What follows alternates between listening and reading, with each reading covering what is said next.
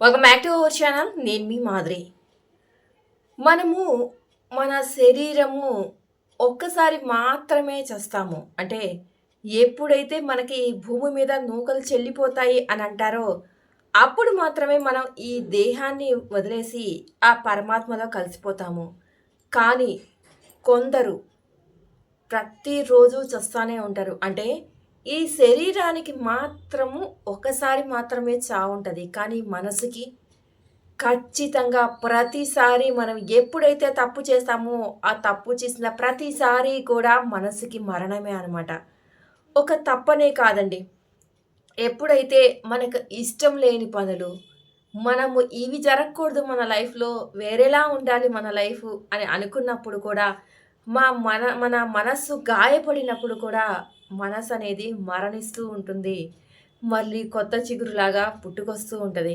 కాకపోతే తప్పు చేసినప్పుడే ఖచ్చితంగా మరణిస్తది అని ఎందుకంటున్నాను అంటే, మనం తప్పు చేసినప్పుడు ఆ క్షణానికి ఆ గండమో, లేదంటే ఆ సిట్యుయేషనో ఏదో అందులో నుంచి మనం బయటపడ్డాము. హమ్మయ్య!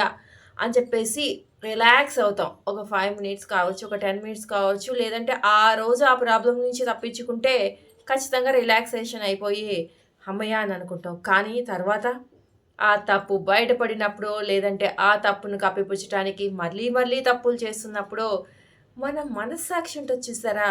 అది ప్రశాంతంగా ఉండనివ్వదండి. నువ్విది చేశావు, నువ్విది చేశావు, నువ్విది చేశావు అని ఒక సబ్‌కాన్షియస్ మైండ్ మనది ఏదైతే ఉంటదో, ఆ సబ్‌కాన్షియస్ మైండ్‌లో నువ్వు తప్పు చేశావు అనేది ఉండిపోయిద్దనమాట. అది మనం నిద్రలో ఉన్నా మనకు గుర్తు చేస్తా ఉంటది. మనం మెలకువగా ఉన్నా గుర్తు చేస్తా ఉంటది. ఏదైనా పనిలో ఉన్నా గుర్తు చేస్తా ఉంటది. మనం ఏం చేస్తా ఉన్నా కానీ ఆ తప్పనేది మనల్ని మనశ్శాంతిగా బ్రతకనివ్వదనమాట. గుచ్చుతానే ఉంటదనమాట.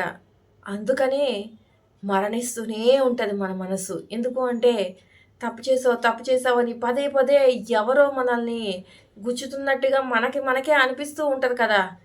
దానికంటే విపరీతమైన ఘోరమైన సిట్యుయేషను ఇంకోటుండదనమాట. మనం చాలామందిని చూస్తూ ఉంటాము. కొంతమంది మాట్లాడుతూనే ఉంటారు, ఇక్కడే ఉంటారు, కానీ ఏదో లోకంలో ఉన్నట్టుంటారు. ఏదో ఆలోచించుకుంటా ఉంటారు. అంటే వాళ్ళందరూ తప్పు చేశారని కాదు నా ఉద్దేశం. నేనంటుంది మైండ్‌లో రకరకాల రన్ అవుతూ ఉంటాయి. మనిషి ఇక్కడే ఉంటారు, కానీ మనసెక్కడో ఉంటదనమాట. అలాంటి వాళ్ళ ఇదిలో కూడా సబ్‌కాన్షియస్ మైండ్‌లో రన్ అవుతూనే ఉంటదనమాట. నువ్విది చేశావు, నువ్విది చేశావు అని చెప్పేసి.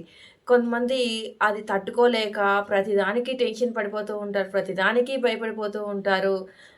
ఇది ఎలా అంటే తప్పుల మీద తప్పులు చేస్తూ అదే వృత్తిగా అలవాటు చేసుకున్న వాళ్ళకైతే వాళ్ళకి కొంత టైంలో మాత్రమే నిద్ర పట్టదు. కొంత టైం మాత్రమే అలా అనిపిస్తదేమో కానీ, తప్పులు చేయడం అలవాటు లేకుండా ఒక్కసారి తప్పు చేయడమో, లేదంటే బై మిస్టేక్ చేయడమో, లేదు అంటే వాళ్ళు మంచి వాళ్ళయ్యుండి సిట్యుయేషన్ కారణంగా తప్పు చేసి ఉన్నారనుకోండి.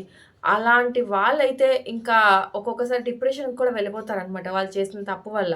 అంటే వాళ్ళకి అదే వృత్తి కాదు. తప్పు చేయడం అనేదే వృత్తి కాదు. తప్పుడు పనులు చేయడం అనేదే వాళ్ళ మనస్తత్వం కాదనమాట. బై మిస్టేక్ చేయాల్సొచ్చింది మనుషులం గాబట్టి.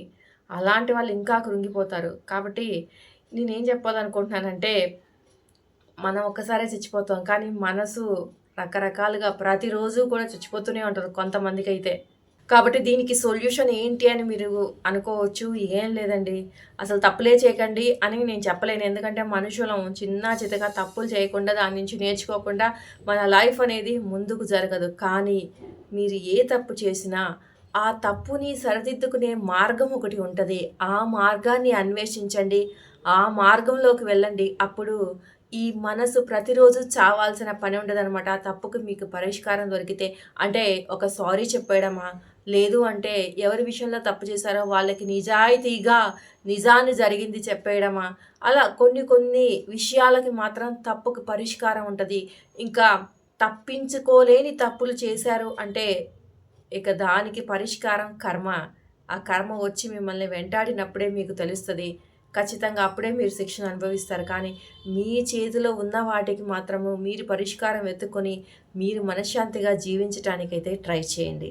ఇదండి ఈరోజు వీడియో. వీడియో కనుక నచ్చితే లైక్ చేయడం మర్చిపోద్దు. మరిన్ని ఇలాంటి వీడియోస్ కోసం వెంటనే ఛానల్ సబ్స్క్రైబ్ చేసుకొని పక్కన ఉన్న బెల్ ఐకాన్ కూడా ప్రెస్ చేయండి. అప్పుడే నేను పెట్టే డైలీ నోటిఫికేషన్స్ మీ దాకా వచ్చేస్తాయి.